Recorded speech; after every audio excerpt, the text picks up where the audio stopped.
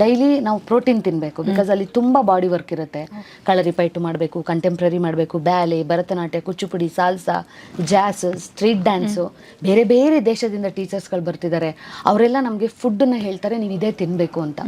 ನಮ್ಮ ಬಾಸ್ ಹೇಳ್ತಾರೆ, ನಮ್ಮ ಹೆಡ್ ಜಯಚಂದ್ರನ್ ಪಳಾರಿ ಅಂತ, ಅವ್ರು ಹೇಳ್ತಾರೆ ಚಿಕನ್ ತಿನ್ನಬೇಕು ನೀವು ಅಂತಾರೆ. ನಮಗೆ ಗೊತ್ತಿಲ್ಲ. ಹಣ್ಣೇ ತಿನ್ನಬೇಕು ಅಂತಾರೆ. ಎಲ್ಲಿಂದ ತರೋದು? ದುಡ್ಡಿಲ್ಲದೆ ಎಲ್ಲಿಂದ ತರೋದು? ಓಕೆ, ಸೇವಿಂಗ್ಸ್ ಏನೋ ಸ್ವಲ್ಪ ಇತ್ತು, ಅದು ಹೆಂಗೋ ಆಯಿತು.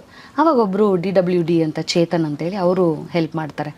ನನ್ನ PG ಫೀಸ್ನ, ಊಟ ನೋ, PG ಫೀಸ್ ಆಯಿತು, ಸೂಪರ್, ಹೆಂಗೋ ಗಾರ್ಡ್ ಇದ್ರ ಥರ ಬಂದು DWD ಚೇತನ್ ಅಂತೇಳಿ ಅವ್ರು ಹೆಲ್ಪ್ ಮಾಡ್ತಾರೆ. ಊಟಕ್ಕೆ ಏನು ಮಾಡೋದು? ಏನೂ ಇಲ್ಲ. ಸೊ ಏನು ಮಾಡಿದೆ, ನಮ್ಮ PG ಕೆಳಗಡೆ ಒಬ್ಬರು ಅಂಕಲ್ ಇದ್ದರು, ನಮ್ಮ ಅರುಣ ಅಂತ ಹೇಳಿದ್ನಲ್ಲ, PG ಫ್ರೆಂಡ್ ನಂಗೆ. ಅವಳಿಗೆ ಊಟ ಕೊಡ್ತಾಯಿದ್ರು. ಅವಳೇನು ಮಾಡ್ತಿದ್ಲು, ಅವಳು ತಿನ್ನೋದು ತುಂಬ ಕಮ್ಮಿ. ಅವಳು ಇಷ್ಟೇ ತಿನ್ನೋದು, ಗುಬ್ಬಿ ಮರಿತಾಳು ಅವಳು, ಇಲ್ಲದೇ ಸಣ್ಣ. ಇಷ್ಟು ತಿನ್ಬಿಟ್ಟು ಇನ್ನು ಮಿಕ್ಕಿದ್ದನ್ನು ಇಟ್ಟಿರೋಳು. ಸಿತಾರ ಊಟ ಎಕ್ಸ್ಟ್ರಾ ಕಟ್ಬಿಟ್ಟಿದ್ದಾರೆ ಅಂಕಲು, ಸುಮ್ಮನೆ ನೆಪ ಹೇಳೋದವಳು, ಎಕ್ಸ್ಟ್ರಾ ಕೊಟ್ಬಿಟ್ಟಿದ್ದಾರೆ, ನಂಗೆ ಇಷ್ಟೊಂದು ತಿನ್ನೋಕ್ಕಾಗಲ್ಲ, ನೀನು ತಿನ್ನು ಅಂತ. ಅವಳಿಗೆ ಗೊತ್ತು ಐ ಆಮ್ ಸ್ಟ್ರಗಲಿಂಗ್, ಇದೆಲ್ಲ ಮಾಡ್ತಿದ್ದೀನಿ ಅಂತ ಗೊತ್ತಿದ್ದು ಅವಳು. ನಾನು ಅವಳು ದೊಡ್ಡ ಎನಿಮಿಗಳು. ಯಾಕೆ? PG TV ನೋಡೋ ರಿಮೋಟ್ಗೋಸ್ಕರ ನಾವು ಜಗಳ ಆಡ್ತಾ ಇದ್ವಿ. ಆ ಜಗಳ ಏನಾಯಿತು, ಮಾತಾಡ್ತಿರ್ಲಿಲ್ಲ ನಾವಿಬ್ರು. ಆದರೂ ಅವಳು ಒಂಥರ ಹೇ ಹಾಯ್ ಬಾಯ್ ಅಂದ್ಕೊಂಡು ಸಿಕ್ಕಾಗೆಲ್ಲ ಮಾತಾಡ್ಕೊಂಡು, ಬೇರೆ ಫ್ರೆಂಡ್ಸ್ಗಳೆಲ್ಲ ಸಿಕ್ಕು ಮಾತಾಡೋಳು. ಆ ಥರ ಆಗಿ ಅವಳು ಊಟ ನನ್ನ ಜೊತೆ ಶೇರ್ ಮಾಡಿ, she is the best friend in my life. ಈಗಲೂ ಅವಳ ಗಂಡ ನಾನು ಅಣ್ಣ ಅಂತಾನೆ ಅನ್ನೋದು, ಅವಳ ಮಕ್ಕಳೆಲ್ಲ ನನಗೆ ಅತ್ತೆ ಅಂತಲೇ ಕರೆಯೋದು. ಅತ್ತೆ ಹೇಗಿದೆಯಾ, ಏನು ಮಾಡ್ತಿದ್ಯಾ ಅಂತಾನೆ, ಆ ಥರನೇ ನಾವೆಲ್ಲ ಇರೋದು. ಫ್ಯಾಮಿಲಿ ಥರ ಇದ್ದೀವಿ. ಸೊ ಎನಿಮಿ ಆಗಿದ್ದವಳು ಫ್ರೆಂಡ್ ಆದ್ಲು, ಬೆಸ್ಟ್ ಫ್ರೆಂಡ್ ಆದ್ಲು, ಈಗ ಫ್ಯಾಮಿಲಿ ಆಗಿದ್ದಾಳೆ. ಆ ಥರ ಅವಳ ಮದುವೆ, ಅವಳು ಸೀಮಂತ, ಅವಳ ಮಗು ಹೆರಿಗೆ, ಪ್ರತಿಯೊಂದಕ್ಕೂ ನಾನಿದ್ದು ಲೈಕ್ ಅ ಫ್ಯಾಮಿಲಿ ಥರ. ಅದಾದಮೇಲೆ ನಾನು ಪ್ರತಿದಿನ ಊಟ ಪಾನಿಪುರಿ ತಿಂದು ಬದುಕಿರೋದು. ಪಾನಿಪುರಿ ಹಾಂ, ಎವ್ರಿ ಡೇ. ಸಂಜೆ ಮಾತ್ರ. ಮಧ್ಯಾಹ್ನ ಇವಳು ಊಟ ಕೊಡೋಳು, ಸಂಜೆ ನಂದು 2 ಊಟ. ಮಧ್ಯಾಹ್ನ ಇವಳು ಊಟ ಕೊಡೋಳು, ನಾನು ಬೆಳಗ್ಗೆ ಕ್ಲಾಸ್ಗೆ ಹೋಗಿ ಬರ್ತಾಯಿದ್ದೆ, ಸಂಜೆ ಒಂದು ಪಾನಿಪುರಿ ತಿಂದರೆ ಮುಗೀತು ಅಷ್ಟೇ. ಅಂದರೆ ಆ ಪಾನಿಪುರಿಗೂ ಪೇ ಮಾಡಬೇಕಿತ್ತಾ? ಅಂಕಲಿಗೆ ಕೊಡಬೇಕಿತ್ತು. ಆದರೆ ಅಂಕಲ್ ಏನು ಹೇಳಿದ್ರು, ನಿನಗೆ ಎಷ್ಟು ವರ್ಷ ಅಂದರೆ ಎಷ್ಟು ದಿನ ಆಗುತ್ತೆ ತಿನ್ನು, ನಿನಗೆ ಸಂಬಳ ಬಂದಮೇಲೆ ಒಟ್ಟಿಗೆ ಕೊಡು ಅಂತ ಹೇಳಿದರು. ಸೊ ಪಾಪ PG ಕೆಳಗಡೆ ಬೇಕ್ರಿ ಅಂಕಲ್ನ ನಾನು ಈಗಲೂ ನೆನೆಸ್ಕೊತೀನಿ. ಅವ್ರು ಬಂದು ನಮ್ಮ ಅನುಗೆ ತುಂಬ ಗೊತ್ತಿರೋರು, ಫಾರ್ ರಿಲೇಷನ್ ಥರ. ಅವರು ಹೆಲ್ಪ್ ಮಾಡಿದರು. ಸೊ ನಾನು ಫಸ್ಟ್ ಸ್ಯಾಲ್ರಿ ಬಂದ ತಕ್ಷಣನೇ ಕೊಡೋಕೆ ಹೋದೆ, ಇಸ್ಕೊಂಡಿಲ್ಲ ಅವರು. ಏಯ್ ಹಂಗೆಲ್ಲ ಕೊಡಬಾರ್ದು, ನೀವು ನಮ್ಮ ಫ್ಯಾಮಿಲಿ ಥರನೇ, ತಗೊಂಡೋಗಿ ವಾಪಸ್ಸು ಅಂತ. ಇಲ್ಲ ಅಂಕಲ್, ಇದು ಅಷ್ಟೊಂದೆಲ್ಲ ಆಗಿಬಿಟ್ರೆ ತುಂಬ ಕಷ್ಟ ಆಗುತ್ತೆ, ಇಟ್ಕೊಳ್ಳಿ ಅಂತೇಳಿ ನಾನು ಇದು ಮಾಡಿದೆ. ಈ ಥರ ಕಷ್ಟಪಟ್ಟು ನಾನು ಬಂದು ಇದು ಲೈಫ್ ಟೈಮ್ ಕಷ್ಟಗಳೇ ಪಟ್ಕೊಂಡು ಬಂದು ಸಡನ್ನಾಗಿ ಇಂಡಸ್ಟ್ರಿಗೆ ಎಂಟ್ರಿ 2014ರಲ್ಲಿ ಅಗ್ನಿಸಾಕ್ಷಿ ಹೇಳಿದ ಸೀರಿಯಲಿಗೆ ಬಂದ್ವಿ. ಎಲ್ಲ ಆಯಿತು, ಸಂಬಳ ಬರ್ತಿದೆ, ಕಮ್ಮಿ ಇಷ್ಟು ಬರ್ತಾಯಿದೆ. ಆವಾಗ PG ಬಿಡಬೇಕು, ಮನೆಗೆ ಹೋಗ್ಬೇಕು, ಯಾಕಂದರೆ ಟೈಮ್ ಇರಲ್ಲ ಶೂಟಿಂಗ್ನವ್ರದ್ದು. ಎಷ್ಟೊತ್ತಿಗೂ ಪಿಕಪ್ ಮಾಡ್ತಾರೆ, ಎಷ್ಟೊತ್ತಿಗೂ ಡ್ರಾಪ್ ಮಾಡ್ತಾರೆ. ನಾವು ಅದನ್ನೆಲ್ಲ PG ಅವ್ರಿಗೆ ಹೇಳ್ತಾ ಕೂತ್ಕೊಳ್ಳೋಕ್ಕಾಗಲ್ಲ. ಆಂಟಿ ತುಂಬ ಕಿರಿಕಿರಿ ಮಾಡೋರು.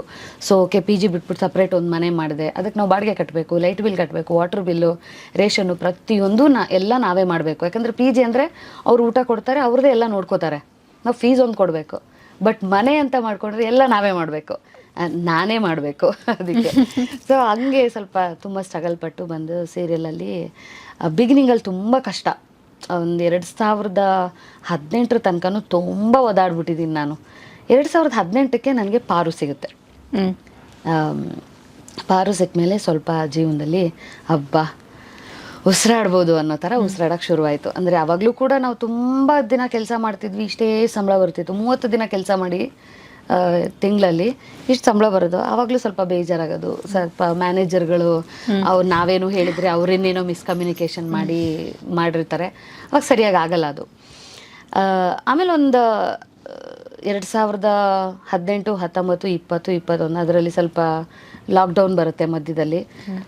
ನಮ್ಮ ಪುಣ್ಯಕ್ಕೆ ಏನಂದರೆ ಲಾಕ್ಡೌನಲ್ಲಿ ನಮಗೆ ಶೂಟಿಂಗ್ ನಿಂತಿರಲಿಲ್ಲ. ಪಾಪ ನಮ್ಮನ್ನೆಲ್ಲ ಜೀ ಕನ್ನಡದವರು ರಾಮೋಜಿ ಫಿಲ್ಮ್ ಸಿಟಿಯಲ್ಲಿ ಕರ್ಕೊಂಡೋಗಿ ಅಲ್ಲಿ ನಮ್ಮನ್ನೆಲ್ಲ ಸೆಕ್ಯೂರಾಗಿ ಇಟ್ಕೊಂಡು ಶೂಟಿಂಗ್ಗಳನ್ನ ಮಾಡ್ತಿದ್ರು, ಎಲ್ಲೂ ಏನು ಸ್ಪ್ರೆಡ್ ಆಗದೆ ಇರೋ ಥರ ಆ ಥರ ಎಲ್ಲ ನೋಡಿಕೊಂಡು. ಸೊ ಅದೊಂದು ಒಳ್ಳೆ, ನನಗೆ ಜೀ ಕನ್ನಡದಲ್ಲಿ ಅವಕಾಶ ಸಿಕ್ಕಿದ್ದು ತುಂಬ ಪುಣ್ಯ. ಅಂದರೆ ಅದು ಸಿಕ್ಕ ಮೇಲೆ ನಾನು ಲೈಫಲ್ಲಿ ಉಸಿರಾಡ್ತಾ ಇದ್ದೀನಿ, 4 ಜನಕ್ಕೆ ನಾನು ಸಹಾಯ ಮಾಡ್ಬೋದು. ನಾನು ಹೆಂಗೆ ಬಂದಿದ್ದೀನಿ ಹಾಗೆ ಬೆಂಗಳೂರಿಗೆ ಹೊಸಬ್ರೆಲ್ಲ ಬಂದಿರ್ತಾರಲ್ಲ ಆ ಥರ ನಾನು ತುಂಬ ಜನಕ್ಕೆ ನನ್ನ ಮನೇಲಿ ಇಟ್ಕೊಂಡು ಆರಾಮಾಗಿ ಅವ್ರು ಎಲ್ಲಿವರೆಗೂ ಇರ್ತಾರೆ, ಅವ್ರ ಕಾಲ ಮೇಲೆ ಅವ್ರು ನಿಲ್ಲೋವರೆಗೂ ಇಟ್ಕೊಂಡು ಅವ್ರವ್ರವ್ರವ್ರ ರೆಕ್ಕೆ ಬಂದಾಗ ಅವ್ರು ಹಾರ್ಕೊಂಡು ಹೋಗಿದ್ದಾರೆ. ಸೊ ಹಾಗೆ ನಾನು ಒಬ್ಬಳೇ ಇದ್ದೀನಿ ಇವಾಗ. ಸೊ ಸೀರಿಯಲ್ದು ಎಕ್ಸ್ಪೀರಿಯನ್ಸ್ ನೀವು ಕೇಳಿದ್ರಲ್ಲ ಬಿಗಿನಿಂಗಲ್ಲಿ, ಅದು ಯಾಕೆ ನಾನು ಇಷ್ಟೊಂದೆಲ್ಲ ಹೇಳಿದೆ ಅಂದರೆ, ಇಷ್ಟೆಲ್ಲ ಕಷ್ಟಪಟ್ಟು ಬಂದಿರ್ತೀವಿ ನಾವಿಲ್ಲಿ ಈ ಜಾಗಕ್ಕೆ. ಸೊ ನಾವು ಅದನ್ನೇ ನಂಬ್ಕೊಂಡು ಬದುಕ್ತಾ ಇರ್ತೀವಿ. ಆವಾಗ ಏನಾಗ್ಬಿಡುತ್ತೆ, ಈಗ ಸೀರಿಯಲ್ ನಂಬ್ಕೊಂಡೇ ಇರೋದ್ರಿಂದ ತಿಂಗಳಲ್ಲಿ 1 ದಿನ 2 ದಿನ ಶೂಟಿಂಗ್ ಮಾಡಿದ್ರೆ ನಿಮ್ಗೇನು ಅನಿಸುತ್ತೆ? ಕಷ್ಟ. ಬೆಂಗಳೂರು ತುಂಬ ಕಾಸ್ಟ್ಲಿ, ಬಾಡಿಗೆ ಕಟ್ಟಬೇಕು. ಆಮೇಲೆ ನಾವೇನು ಹೇಳಿದ್ವಿ, ಈಗ ಬೇರೆದನ್ನು ಮಾಡಬೇಕು ಅಂದರೆ ಏನಾಗುತ್ತೆ, ಅವ್ರ ಡೇಟಿಗೆ ಕ್ಲ್ಯಾಶ್ ಆಗಂಗಿಲ್ಲ. ಅಫ್ಕೋರ್ಸ್ ಆಗಂಗಿಲ್ಲ, ಪಾಪ ಅವರು ಮೊದಲೇ ಮಾಡ್ತಿರ್ತಾರೆ, ಶೂಟು ಕೆಲಸ ಮಾಡ್ತಿರ್ತಾರೆ, ಇಲ್ಲಿ ಆಗಂಗಿಲ್ಲ. ನಾವು ಏನು ಫೇಸ್ ಮಾಡ್ತಿರ್ತೀವಿ ಒಳಗಡೆ ಅಂತ ಪಾಪ ಹೊರಗಡೆ ಇರೋರಿಗೆ ಗೊತ್ತಾಗಲ್ಲ ಅದು. ಅಯ್ಯೋ ಇದನ್ನು ಮಾಡ್ತಿದ್ರು, ಅಯ್ಯೋ ಎಷ್ಟು ಸೀರಿಯಲ್ ಮಾಡ್ತಿದ್ದಾರೆ ಅವರು ಶ್ರೀಮಂತರಾಗೆ ಬದುಕ್ತಿರ್ತಾರೆ. ಇಡೀ ತಿಂಗಳಲ್ಲಿ ನೀನು 5 ದಿನ ಶೂಟ್ ಮಾಡಿದ್ರೆ ಮನೆ ಬಾಡಿಗೆ ಎಲ್ಲ ಹೋಗುತ್ತೆ. ನಾನು ಯಾಕೆ ಇಷ್ಟೊಂದು ಸಲ ಮನೆ ಬಾಡಿಗೆ ಅಂತಿದ್ದೀನಿ ಅಂದರೆ, ಎಲ್ಲರೂ ಪಾಪ ಸ್ವಂತ ಮನೆ ಇಲ್ಲ ಬೆಂಗಳೂರಲ್ಲಿ. ಎಲ್ಲರೂ ನಾವು ಬೇರೆ ಕಡೆಯಿಂದ ವಲಸೆ ಬಂದು ಬೆಂಗಳೂರಲ್ಲಿ ಸೆಟ್ಲಾಗಿ ಕೆಲಸಗಳನ್ನ ಮಾಡ್ತಿರೋದು. ಸೆಟ್ಲಾಗಿ ಅಂದರೆ ನಮ್ಮ ಕಾಲ ಮೇಲೆ ನಾವು ನಿಂತ್ಕೊಂಡು ದುಡಿತಾ ಇರೋದು. ಇನ್ನೂ ನಮ್ಮ ನೆಲೆ ಹುಡುಕೋಬೇಕಂದ್ರೆ ಎಷ್ಟು ವರ್ಷ ಬೇಕು? ಅದ್ರ ಮಧ್ಯದಲ್ಲಿ ಪಾಪ ಎಷ್ಟೋ ಒಂದು 20 ದಿನ ಶೂಟ್ ಮಾಡ್ತಾರೆ. ಎಲ್ಲ ದಿನವೂ ನಮ್ದಿರಲ್ಲ, ಎಲ್ಲ ದಿನವೂ ನಮ್ಮದೇ ಮಾಡಿ ಅಂತಲೂ ನಾವು ಕೇಳೋಕ್ಕಾಗಲ್ಲ. ಬೇರೆ ಬೇರೆ ಸ್ಟೋರಿ ಬಂದಂಗೆ ಅವ್ರವ್ರ ಕ್ಯಾರೆಕ್ಟರ್ಗಳು ಬಿಲ್ಡ್ ಆದಾಗ ಅವ್ರು ಮಾಡ್ಕೊಂಡು ಹೋಗ್ತಾರೆ. ಏನಾಗ್ಬಿಡುತ್ತೆ, ನನ್ನ ಕೇಳಿದ್ರೆ ಸೀರಿಯಲ್ ಆರ್ಟಿಸ್ಟ್ಗಳು ಅಥವಾ ಯಾರೇ ಆರ್ಟಿಸ್ಟ್ಗಳು ಅಥವಾ ಯಾವುದೇ ಫೀಲ್ಡಲ್ಲಿ ಕೆಲಸ ಮಾಡ್ತಿರೋರ್ಗೂ ದಯವಿಟ್ಟು ಇನ್ನೊಂದು ದಾರಿನ ಇಟ್ಕೊಂಡಿರ್ಬೇಕು ನಾವು. ಅಂದರೆ ಬಿಸ್ನೆಸ್ಸು ಅಥವಾ ಇನ್ನೊಂದು ಟೀಚಿಂಗ್ ಕೆರಿಯರ್. ಇವಾಗ ನಾನು ಟೀಚ್ ಮಾಡ್ತಾ ಇದ್ದೀನಿ, ಈಗ ಸೀರಿಯಲ್ಲೇ ನಂಬ್ಕೊಂಡಿಲ್ಲ ನಾನು ಇವಾಗ ಏನು ಮಾಡ್ತಿದ್ದೀನಿ, ಆರ್ಟಿಸ್ಟ್ಗಳನ್ನ ರೆಡಿ ಮಾಡ್ತೀನಿ. ಹೊಸ ಸೀರಿಯಲ್ಗೆ ಹೀರೋಯಿನ್ನ ಕರೆಸ್ತಾರೆ, ಅವ್ರಿಗೆ ಆ್ಯಕ್ಟಿಂಗ್ ಬರಲ್ಲ, ಅವ್ರಿಗೆ ನಾನು ಟ್ರೈನಿಂಗ್ ಮಾಡ್ತೀನಿ. ಓಕೆ, ಅಂದರೆ ಮ್ಯಾಮ್ ನಿಮ್ದೇನಾ ಇದು? ಹೇಗೆ? ಇನ್ಸ್ಟಿಟ್ಯೂಟ್ ನಮ್ಮದೇ. ಇನ್ಸ್ಟಿಟ್ಯೂಟ್ ಎಲ್ಲಿ? ಕಮಲ ಕಲಾ ರಂಗ ಟ್ರಸ್ಟ್ ಅಂತ ನಾಗರಬಾವಿಯಲ್ಲಿ ದೀಪಾ ಕಾಂಪ್ಲೆಕ್ಸ್ ಹತ್ರ ಇದೆ ನನ್ನ ಟ್ರಸ್ಟು. ನಾನು ಮಾಡ್ತಾ ಇದ್ದೀನಿ. ನಾನೇ ಆ್ಯಕ್ಟಿಂಗ್ ಕ್ಲಾಸ್ ಮಾಡ್ತೀನಿ, ಕಲರಿ ಪೈಟು ಕ್ಲಾಸ್ ಮಾಡ್ತೀನಿ, ಎಲ್ಲ ಮಾಡ್ತಾ ಇದ್ದೀನಿ. ಹೊಸ ನಟರುಗಳನ್ನ ನಾನು ಇಂಡಸ್ಟ್ರಿಗೆ ಕೊಡ್ತಾ ಇದ್ದೀನಿ. ಯಾರೇ ಫಸ್ಟು ಮ್ಯಾನೇಜರ್ಗಳು ನನಗೆ ಫೋನ್ ಮಾಡ್ತಾರೆ, ಡೈರೆಕ್ಟರ್ಗಳು ಫೋನ್ ಮಾಡ್ತಾರೆ, ಪಾಪ ಪ್ರೊಡ್ಯೂಸರ್ಗಳು ಕೇಳ್ತಾರೆ. ನನ್ನ ತುಂಬ ರೆಸ್ಪೆಕ್ಟ್ ಮಾಡ್ತಾರೆ ಇಂಡಸ್ಟ್ರಿಯಲ್ಲಿ. ನಾನು ಆ ಕೆಲಸ ಮಾಡಿದ್ದೀನಿ ಕೂಡ. ಕ್ಯಾಮ್ರಾ ಹಿಂದೆನೂ ಕೆಲಸ ಮಾಡಿದ್ದೀನಿ. ಶೂಟಿಂಗ್ ಇಲ್ಲ ಅಂದರೆ ನಾನು ಸುಮ್ಮನೆ ಕೂತ್ಕೊಳ್ಳಲ್ಲ, ಹೋಗಿ ಕ್ಯಾಮ್ರಾಯಿಂದ ಕೆಲಸ ಮಾಡ್ತೀನಿ. ಕಾಸ್ಟ್ಯೂಮ್ ಡಿಸೈನ್ ಮಾಡ್ತೀನಿ, ಥಿಯೇಟರ್ ನಮ್ಗೆ ಅದನ್ನು ಕಲ್ಸ್ಕೊಟ್ಟಿದೆ. ಸೊ ನಾಗರಬಾವಿಲಿ ನಂದೇ ಇನ್ಸ್ಟಿಟ್ಯೂಟ್ ಮಾಡಿದ್ದೀನಿ. ಯಾರ್ಯಾರು ಹೊಸ ನಟರು ಇರ್ತಾರೆ, ಆರಿಸ್ ಸರ್ ಅಂತ ಇದ್ದಾರೆ ಪ್ರೊಡ್ಯೂಸರು, ಆಮೇಲೆ ಮಂಜು ಸರ್ ಅಂತ ಇದ್ದಾರೆ ಡೈರೆಕ್ಟ್ರು, ಕಲರ್ಸಲ್ಲಿ ಕೆಲಸ ಮಾಡೋರು, ಜಿ ಕನ್ನಡದಲ್ಲಿ ಕೆಲಸ ಮಾಡೋರು, ಸೋಮು ಸರ್, ಚೇತನ್ ಸರ್, ಆಮೇಲೆ ಸುತೇಂದ್ರ ಸರ್ ಅಂತಿದ್ದಾರೆ. ಎಲ್ಲರೂ ನೀವೇನು ಕೆಲಸ ಮಾಡ್ತಿದ್ದೀರಾ, ನಿಮ್ಮಲ್ಲಿ ಯಾರು ಒಳ್ಳೆ ನಟರಿದ್ದಾರೆ, ಚೆನ್ನಾಗಿ ಆ್ಯಕ್ಟ್ ಮಾಡ್ತಾರೆ ಅಂತಾರೆ, ಅವ್ರನ್ನ ಕಳಿಸ್ಕೊಡಿ ಅಂತಾರೆ. ಅವ್ರು ಇವಾಗೆಲ್ಲ ಆ್ಯಕ್ಟ್ ಮಾಡ್ತಿದ್ದಾರೆ. ಯಾರು ಅಂತ ಹೆಸರು ಹೇಳಲ್ಲ, ನಾನೇ ರೆಫರ್ ಮಾಡಿದ್ದೀನಿ ಅಂತ ಕೂಡ ನಾನು ಯಾರಿಗೂ ಹೇಳಲ್ಲ. ಇಲ್ಲಿ ತನಕ ನನಗದು ಇಷ್ಟ ಇಲ್ಲ ಹೇಳ್ಕೊಳಕ್ಕೆ. ಆಮೇಲೆ ಅವರು ನನ್ನ ಬಗ್ಗೆ ಹೇಳಲಿ ಎಲ್ಲಾದರೂ ಅಂತಲೂ ನನಗೆ ಎಕ್ಸ್ಪೆಕ್ಟೇಷನ್ಸ್ ಇಲ್ಲ. ನಾನು ಈ ಕೆಲಸನ ಮಾಡ್ತಿದ್ದೀನಿ ಕ್ಯಾಮ್ರಾ ಹಿಂದ್ಗಡೆ. ಇದ್ರ ಜೊತೇಲಿ ಒಂದು ಏನಂದರೆ, ಈಗ ಕಷ್ಟ ಆಗ್ತಿರುತ್ತೆ ನಮಗೆ. 1-2 ದಿನ ಶೂಟಿಂಗು, 3 ದಿನ 4 ದಿನ ಶೂಟಿಂಗ್ ನಮಗೆ ವರ್ಕ್ ಆಗಲ್ಲ. ಸೊ ಅದಕ್ಕೆ ನಾನೇನು ಮಾಡ್ತೀನಿ, ಝೀನಲ್ಲಿ ಬ್ರಹ್ಮಗಂಟು ಅಂತ ಮಾಡ್ತಿದ್ದೀನಿ. ಒಂದು 3 4 ದಿನ 5 ದಿನ ಇರುತ್ತೆ ಒಂದೊಂದು ಸಲ ಇದ್ದರೆ, ಇಲ್ಲ ಒಂದೊಂದು ಸಲ 1 ದಿನ ಬರುತ್ತೆ ತಿಂಗಳಲ್ಲಿ. ಆಮೇಲೆ ಸುವರ್ಣದಲ್ಲಿ ಉದೋ ಎಲ್ಲಮ್ಮ ಅಂತ ಮಾಡ್ತಿದ್ದೀನಿ. ಅದು ಹೆಂಗಾಗ್ತಿದೆ ಅಂದರೆ, ನಾನು ಜಮದಗ್ನಿ ತಾಯಿ ಸತ್ಯವತಿ ಪಾತ್ರ ಮಾಡ್ತಾಯಿದ್ದೀನಿ. ಅಲ್ಲಿ ಇವಾಗ ಅಲ್ಲೂ ಕೂಡ ಒಂದು 3-4 ದಿನ 5 ದಿನ ಅಂತೂ ನನಗೆ ಪಕ್ಕ ಕೊಡ್ತಾರೆ ಮಂತ್ಲಿ ಅವರು. ಅದು ಹೆಂಗೆ, ನಾನು ವಿಲನ್ ಕ್ಯಾರೆಕ್ಟರ್ ಇಷ್ಟು ದಿನ ಮಾಡ್ತಾ ಇದ್ದಿದ್ದು, ಕಾಮಿಡಿ ಕ್ಯಾರೆಕ್ಟರ್ ಇಷ್ಟು ದಿನ ಮಾಡ್ತಿದ್ದು. ಅಂದರೆ ನಮ್ಮ ಡಸ್ಕಿ ಕಲರ್ಗೆ, ನಾವು ಈ ಥರ ಎಲ್ಲ ಸ್ವಲ್ಪ ಜೋರಾಗಿ ಬಾಯಿಂದ ಮಾತಾಡೋರಿಗೆ ಸ್ವಲ್ಪ ವಿಲನ್ ಕ್ಯಾರೆಕ್ಟ್ರೇ ಕೊಡ್ತಾರೆ. ಅಂದರೆ ದೇ ಡೋಂಟ್ ನೋ ನಮಗೆ ವರ್ಸಿಟ್ಯಾಲಿಟಿ ಇದೆ ಅಂತ. ಓಕೆ, ಅಂದರೆ ನಾವು ಪಾದರಸ ಒಂದು ಅದ್ಭುತ ನಟನೆನ ನಾವು ಯಾವಾಗ ಡಿಸೈಡ್ ಮಾಡಬೇಕು ಅಂದರೆ, ನಾವು ಯಾವ ಪಾತ್ರೆಗೆ ಹಾಕಿದ್ರು ಪಾದರಸ ಅದ್ರ ಶೇಪ್ ಆಗಿಬಿಡುತ್ತೆ. ಸೊ ಅದನ್ನು ನಾವು ನಿರ್ದೇಶಕರುಗಳಾಗಿ ಅದನ್ನು ಯೋಚನೆ ಮಾಡಬೇಕು. ಇವ್ರಿಗೆ ಈ ಪಾತ್ರ ಕೊಟ್ಟರು ಮಾಡಬಲ್ಲರು ಅಂತ ನಮಗೆ ಟ್ಯಾಲೆಂಟ್ ಇರಬೇಕು, ಅವ್ರ ಟ್ಯಾಲೆಂಟ್ನ ತೆಗಿಯೋಕ್ಕೆ ಅಲ್ವಾ. ಆ ಕೆಲಸನ ದಿಲೀಪ್ ರಾಜ್ ಮಾಡಿದ್ದಾರೆ. ಇವ್ರ ಕೈಲಿ ವಿಲನು ಮಾಡಿಸ್ಬೋದು, ಕಾಮಿಡಿನೂ ಮಾಡಿಸ್ಬೋದು, ಪಾಸಿಟಿವ್ ಮಾಡಿಸ್ಬೋದು ಅಂತ ದಿಲೀಪ್ ಡಿಸೈಡ್ ಮಾಡಿದ್ದಾರೆ. ಆಮೇಲೆ ಆ ಟೀಮು, ಎಸ್ಪೆಷಲಿ ಪಾರು ಟೀಮು, ಮತ್ತು ಈಗ ಬ್ರಹ್ಮಗಂಟು ಬರ್ತಾ ಇರೋ ಅಂಬುಜಾ ಕ್ಯಾರೆಕ್ಟರ್ಗೂ ಕೂಡ ಯಾರು ರೈಟ್ರು ಬರೀತಿದ್ದಾರೆ, ಅದ್ಭುತವಾಗಿ ಬರೀತಿದ್ದಾರೆ ನನ್ನ ಪಾತ್ರನ. ತುಂಬ ಚೆನ್ನಾಗಿ ಲೈವ್ಲಿಯಾಗಿ ಇದನ್ನ ಡೈಲಾಗ್ಗಳನ್ನ ಬರೀತಾರೆ. ಆಮೇಲೆ ನಾವು ನಾರ್ಮಲಾಗಿ ಮಾತಾಡೋ ಥರ, ಲಿಟ್ರಲಿ ನಮ್ದು ಯಾರ್ದೋ ಫ್ಯಾಮಿಲಿಲಿ ಈ ಸ್ಟೋರಿ ನಡೀತಾ ಇರುತ್ತೆ. ಎಷ್ಟೋ ಜನ ಅದನ್ನು ಫೀಲ್ ಮಾಡಿರ್ತಾರೆ, ಆ ಥರ ಬರೀತಾರೆ. ಆ ಬರಹಗಾರಗಳಿಗೆ ತುಂಬ ಥ್ಯಾಂಕ್ಸ್ ಹೇಳಬೇಕು. ಅದ್ರ ಜೊತೇಲಿ ನನ್ನ ಈಗಿನ ಒಂದು ಕರಿಯರ್ಗೆ, ಸೀರಿಯಲ್ ಕರಿಯರ್ಗೆ ಒಂದು ಒಳ್ಳೆ ಪಾತ್ರನ ನೀನು ಮಾಡ್ಬೋದು, ನೀನು ಪಾಸಿಟಿವ್ ಮಾಡ್ಬೋದು. ಅದರಲ್ಲೂ ನೀನು ಜಮದಗ್ನಿ ತಾಯಿ ಸತ್ಯವತಿಯಿಂದ ಎಂಥ ಕ್ಯಾರೆಕ್ಟರ್. ಭೃಗು ಮಹರ್ಷಿಗಳವಳು, ಆ ಎಮ್ಮ ಒಬ್ಬ ಋಷಿನ ಮದುವೆ ಆಗಿ ಬರೋ ಅಂಥವಳು, ಮಹಾರಾಣಿ ಅವಳು. ಇವರ ರಾಣಿ ಆಗಿದ್ದವಳು ಬಂದು ಒಬ್ಬ ಋಷಿನ ಮದುವೆ ಆಗ್ತಾಳೆ ಕಾಡಲ್ಲಿ ತಪಸ್ಸು ಮಾಡೋರ್ನ ಬಂದು. ಆ ಥರದ ಪಾತ್ರ ಸರ್ ನಾನು ಮಾಡ್ತೀನ ಈ ಪಾತ್ರ ಇಲ್ಲ. ಅವರು ಪಾಪ ನನ್ನ ಜೀವನದಲ್ಲಿ ಆ್ಯಕ್ಚುಲಿ ನನಗೆ ದೇವ್ರ ಥರ ಸಿಕ್ಕಿರೋದಂದರೆ ನಮ್ಮ ಪ್ರೊಡ್ಯೂಸರ್ ಅರವಿಂದ್ ಸರ್ ಅಂತ, ಶ್ರೀದೇವಿ ಮಹಾತ್ಮೆ ಮತ್ತು ಯಡಿಯೂರು ಸಿದ್ಧಲಿಂಗ ಮತ್ತು ಯಲ್ಲಮ್ಮ ಅಂತೇಳಿ ಸೀರಿಯಲ್ ಪ್ರೊಡ್ಯೂಸರ್ ಅವರು. ಅರವಿಂದ್ ಸರ್ ಅಂತ ಅವರು ಚಾನಲ್ ಜೊತೆ ಹೇಳಿ, ಇಲ್ಲ ಇವರು ವಿಲನ್ ಪಾತ್ರ ಮಾಡಿದ್ದಾರೆ, ಕಾಮಿಡಿ ಪಾತ್ರ ಮಾಡಿದ್ದಾರೆ, ಸತ್ಯವತಿ ಮಾಡ್ಬೋದಾ ನೋಡಿ, ಇಲ್ಲ ಇಲ್ಲ ಇಲ್ಲ ಇವರು ತುಂಬ ಅದ್ಭುತವಾದ ನಟಿ, ಈಕೆ ತುಂಬ ಚೆನ್ನಾಗಿ ಮಾಡ್ತಾರೆ, ನೀವು ಕೊಡಿ ಅಂಥೇಳಿ ಅವರು ಮಾತಾಡಿ ಪಾಪ ನನಗೆ ಈ ಪಾತ್ರನ ಕೊಡಿಸಿ ನನ್ನ ಜೀವನದಲ್ಲಿ ಒಂದು ಬೇರೆ ಥರದ ಚೇಂಜಸ್ ಅದು ಆ ಪಾತ್ರ ಬಂದಮೇಲೆ.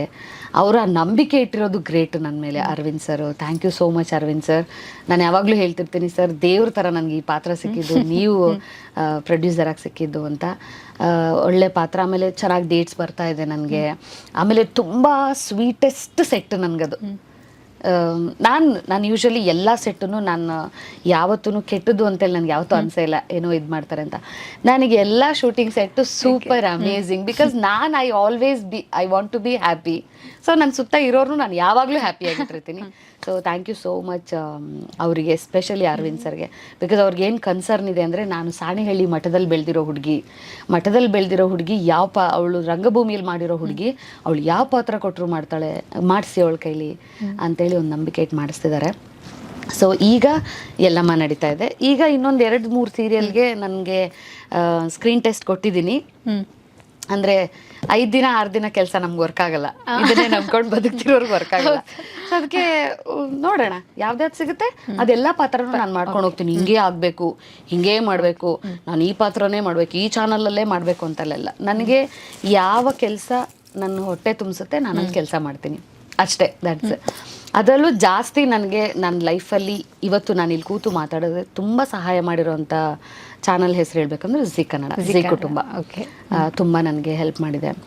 ಆಮೇಲೆ ಸುವರ್ಣ ಮಾಡಿದೆ, ಆಮೇಲೆ ಕಲರ್ಸ್ ಕನ್ನಡ ಮಾಡಿದೆ, ಉದಯ ಎಸ್ಪೆಷಲಿ ನಾನು ಕಸ್ತೂರಿ ನಿವಾಸ ಮಾಡ್ತಿದ್ದೆ, ಉದಯ. ಎಲ್ಲ ಚಾನಲ್ಗೂ ನಿಜವಾಗ್ಲೂ ಥ್ಯಾಂಕ್ಸ್ ಹೇಳಬೇಕು ನಾವು ಸೀರಿಯಲಲ್ಲಿ ಕೆಲಸ ಮಾಡೋರಿಗೆ.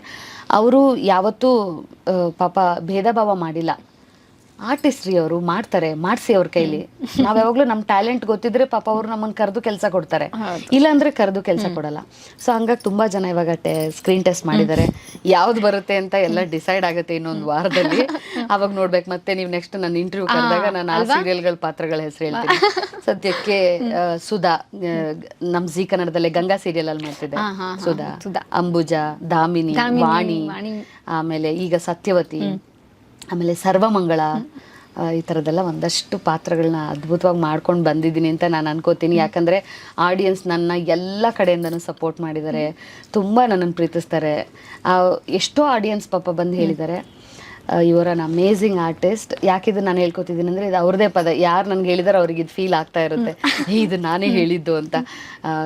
ನೀವು ಬಂದರೆ ಸ್ಕ್ರೀನಲ್ಲಿ ನಿಮ್ಮನ್ನು ನೋಡ್ಬೇಕಂದ್ರೆ ಎಷ್ಟೋ ನನ್ನ ಫ್ರೆಂಡ್ಸ್ ತಾಯಿ ಅಂದ್ರೆ ಹೇಳಿದ್ದಾರೆ. ಆಮೇಲೆ ನಮ್ಮ ವಿನಯಾ ಪ್ರಸಾದ್ ಅವ್ರ ಅಮ್ಮ ಹೇಳ್ತಾರೆ, ಇವಳ ಸ್ಕ್ರೀನ್ ಮೇಲೆ ನೋಡೋದು ನಂಗೆ ಭಾಳ ಇಷ್ಟ, ಇವಳು ತುಂಬಾ ಚೆನ್ನಾಗಿ ಮಾಡ್ತಾಳೆ ಅಂತ. ಇವಳೊಬ್ಬಳೇ ಬುದ್ಧಿವಂತೆ ಅರಸನ ಕೋಟೆಯಲ್ಲಿ, ದಾಮಿನಿ ಇನ್ನೆಲ್ಲ ದಡ್ರು, ಅಖಿಲಾಂಡೇಶ್ವರಿನೂ ದಡ್ಡ ಅಂತ ವಿನಯಾ ಪ್ರಸಾದ್ ಅವ್ರ ಅಮ್ಮ ನನ್ನನ್ನು ಅಪ್ರಿಷಿಯೇಟ್ ಮಾಡಿದ್ದಾರೆ. And I am so blessed. Serial ಇಂಡಸ್ಟ್ರಿಲಿ ಈ ಥರ ಇದೆ, ನಡೀತಾ ಇರುತ್ತೆ ಇನ್ನು ಮುಂದೇನು. ಏನು ಕೇಳ್ಕೊತೀನಿ ಅಂದರೆ, ಒಂದನ್ನೇ ನಂಬ್ಕೊಂಡಿರಬೇಡಿ, ನಿಮ್ಮನೇಲೂ ಯುಗಾದಿ ಹಬ್ಬ ಆಗಬೇಕು, ಚೆನ್ನಾಗಿ ಆಗಬೇಕು ಯುಗಾದಿ ಹಬ್ಬ ಅಂದರೆ. ಸೊ ನಿಮ್ಮ ಕರಿಯರ್ ಜೊತೆ, ಪ್ಯಾಷನ್ ಜೊತೆ ನಿಮ್ಮ ಹೊಟ್ಟೆಪಾಡಿನ ಕೆಲಸವನ್ನು ತುಂಬ ಭದ್ರತೆ ಮಾಡ್ಕೊಳ್ಬೇಕು ಅನ್ನೋದು ನನ್ನ ಅಭಿಪ್ರಾಯ.